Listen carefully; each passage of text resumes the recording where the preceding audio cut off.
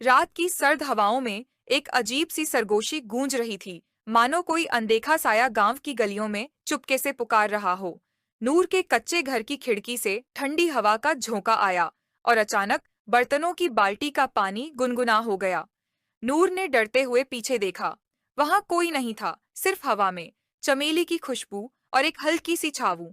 खामोशी में एक नरम आवाज गूंजी, यह हाथ खिदमत के नहीं मोहब्बत के लायक हैं।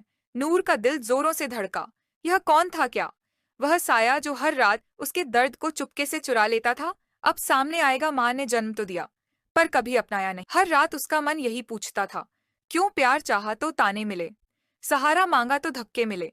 जिस घर में पैदा हुई वहीं बेगानी थी, जिस रिश्ते में सबसे ज्यादा भरोसा था वहीं सबसे बड़ा धोखा मिला। मगर वह टूटी नहीं। उसने अपनी चुप्पी को आवाज बना लिया। अब उसकी कहानी सिर्फ दर्द नहीं, इंतकाम की आग है। रात ने गांव को अपनी ठंडी चादर में लपेट लिया था। आसमान में सितारे ठिठुरते हुए चमक रहे थे, मानो दिसंबर की बर्फीली हवा ने उन्हें भी अपने आगोश में ले लिया हो। मैं नानी अम्मा के साथ अंगीठी के पास बैठी थी। मेरे हाथों में चाय का पुराना मिट्टी का कुल्हड़ था जो मेरी कांपती उंगलियों को हल्की सी गर्मी दे रहा था। अंगीठी की लकड़ियां टिक टिक की आवाज कर रही थीं और उसकी लपटें कमरे में सुनहरी छाया बुन रही थीं। नानी अम्मा की नरम गहरी आवाज, जो सालों की कहानियों से सनी थी, पूरे माहौल को जादुई बना रही थी। बेटी नानी, अम्मा ने चाय की चुस्की लेते हुए कहा, हर मोहब्बत इंसानी नहीं होती, मगर हर मोहब्बत सच्ची होनी चाहिए। उनकी बात मेरे दिल में सुई सी चुभ गई। मैंने हैरानी से पूछा, कैसी बात कर रही हैं नानी अम्मा? उन्होंने आंखें मूंदी जैसे पुरानी यादों की गलियों में उतर रही हों। फिर बोली, यह मेरे बचपन का किस्सा है बेटी। हमारे गांव में एक लड़की थी नूर। उसकी आंखों में चांद सा नूर था और मुस्कान ऐसी कि दिल को सुकून देती। मगर तकदीर ने उसका साथ नहीं दिया। छोटी सी उम्र में यतीम हो गई। उसके बाबा नईम, जो गांव के इज्जतदार इंसान थे, उसे पालते थे, लेकिन वह अक्सर प्रदेश रहते। व्यापार के सिलसिले में उनकी बीवी खाला जुबैदा नूर पर जुल्म के पहाड़ तोड़ती थी। नानी अम्मा की आवाज में दर्द उभर आया, जैसे वह पुराने जख्म फिर से हरे हो गए हों। मैंने चादर समेटते हुए पूछा, फिर क्या हुआ नानी? नानी अम्मा ने अंगीठी के अंगारों को उलटते हुए कहा, नूर छोटी सी थी, शायद 12-13 बरस की, मगर उस पर घर का हर बोझ था। सुबह तड़के उठकर बर्तन मांजना, कपड़े धोना, जानवरों का चारा डालना, खेतों में पानी देना, सब कुछ दिन रात मेहनत में गुजरते। मोहल्ले वाले जानते थे कि उसके साथ जुल्म हो रहा है, मगर खाला जुबैदा का रब ऐसा कि कोई कुछ ना बोलता, लोग चुपके से तरस खाते। मगर बस इतना ही, मैं नूर की गलियों में खो गई, मानो उसके छोटे छोटे कदमों का बोझ मेरे कंधों पर भी आ पड़ा हो। नानी अम्मा ने आगे कहा, नूर मेरी दोस्त थी। मैं जब उसके घर जाती, वह सर्दी में कांपते हाथों से बर्तन धो रही होती। बाहर बर्फ जमी होती और वह ठंडे पानी में उंगलियां डुबोए काम करती। खाला जुबैदा गर्म कमरे में रजाई में दबकी हुक्का गुड़गुड़ाती रहती। कई बार मेरा मन करता कि नूर को वहां से भगा दूं, मगर हम बच्चे थे। बेटी मजबूरी थी। उनकी आंखों में उदासी तैर रही थी, जैसे वह पुरानी गलियों में फिर से भटक रही हो। मैंने धीरे से पूछा, क्या नूर कभी खुश रही? नानी अम्मा ने हल्की सी मुस्कान के साथ कहा, मोहब्बत हर दर्द की दवा है बेटी। नूर की जिंदगी में एक अजीब सी मोहब्बत ने दस्तक दी, जो इंसानी ना थी मगर सच्ची थी। मेरा दिल जोरों से धड़कने लगा। कैसी मोहब्बत नानी अम्मा? उन्होंने गहरी सांस ली और बोली, एक सर्द रात थी बेटी। खाला जुबैदा ने अपने भाई की खातिर बड़ी दावत रखी। गांव के बड़े बड़े लोग आए, खाना हुआ और फिर सब मेहमान गर्म रजाइयों में दबक गए। नूर अकेली किचन में थी। बाहर बर्फ पड़ रही थी और उसके सामने बर्तनों का ढेर था।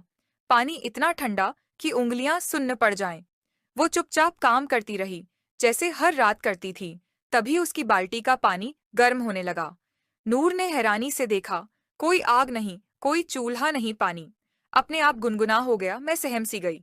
नानी अम्मा ने आगे कहा, नूर डर गई। उसने पीछे मुड़कर देखा, मगर वहां कोई न था।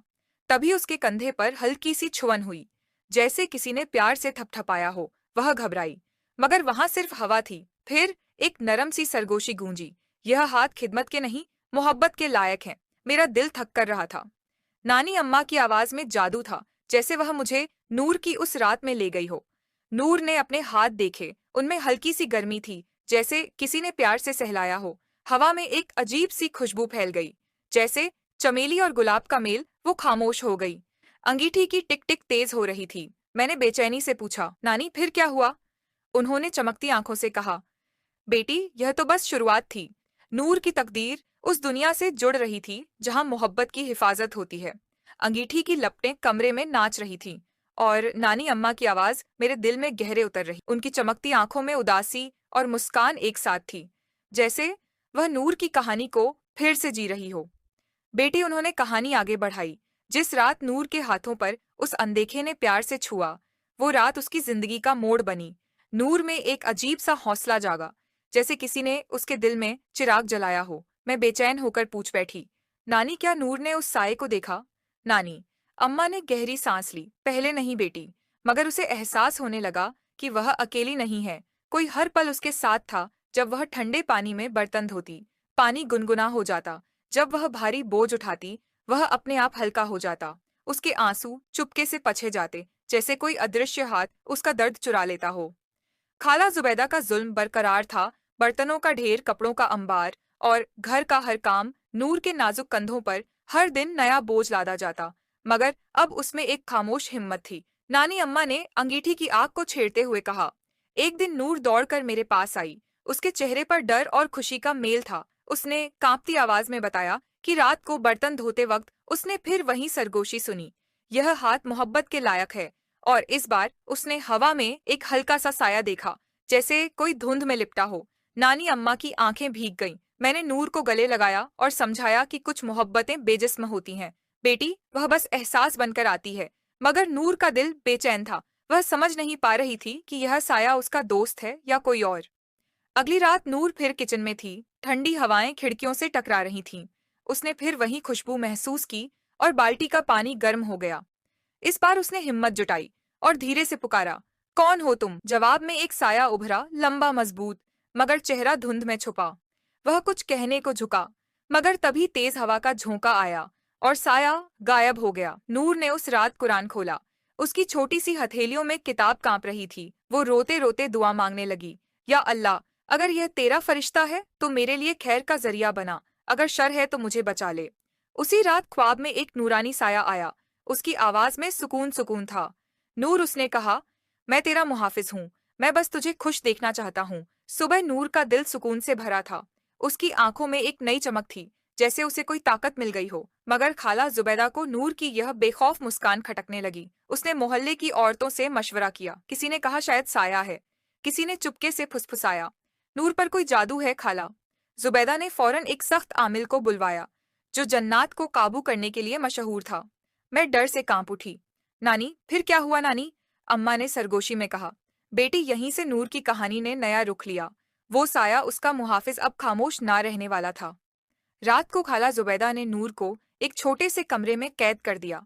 कमरे की दीवारें पुरानी थीं और हवा सीलन की गंध लिए थी। आमिल ने जमीन पर दायरे बनाए, काली शमाएं जलाईं और मंत्रों का शोर मचाया। नूर अंदर बैठी आयतुल कुर्सी पढ़ रही थी। उसकी आवाज कांप रही। आमिल ने खौफनाक लहजे में चिल्लाया, साया सामने आ। तभी दीवारों से एक गहरी गूंज उठी। ठंडी हवा का झोंका आया और आमिल के सामने एक साया उभरा। मैंने बेकरारी से पूछा, नानी वो वहीं था? नानी अम्मा ने सिर हिलाया। हाँ बेटी, वो नूर का मुहाफिज जियान था। पहली बार इंसानी आंखों के सामने आया। उसका वजूद नूर और धुंध का मेल था।